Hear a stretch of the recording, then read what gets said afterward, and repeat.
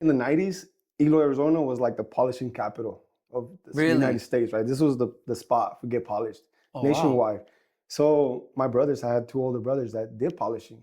So as a little kid, 10, 12 years old, I was out there in this 100-degree weather in the Yeah. summers and spring breaks and to just go to hang out and Yeah. work with them, polish them and earn my little money on the, I Yeah. had my pocket money and so yeah, that's what I kind of learned from polishing. So um, as I got older and got into high school, then I started using the grinder, and then Yes. and I just loved. I just fell in love with with polishing and, Mm-hmm. and the trucks, So as in high school, I got a truck washing job, and so I learned that side of the business. And after graduating and stuff, I moved on and did some other things, but I always went back to polishing with my brother. Yeah. Ended up falling back with my brother, and then we ended up getting this job in Vegas. We drove up there, and then we went through Kingman. Mm-hmm. And I told my brother, I was like, "Look, this is my spot to work and to polish and Yeah. wash trucks."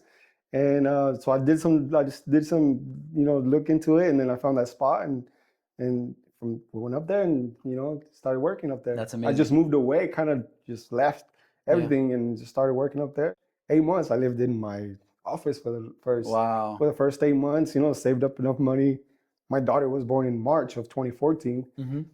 By May, a couple months later, I was able to rent out an apartment, and she moved up there with me. And Wow.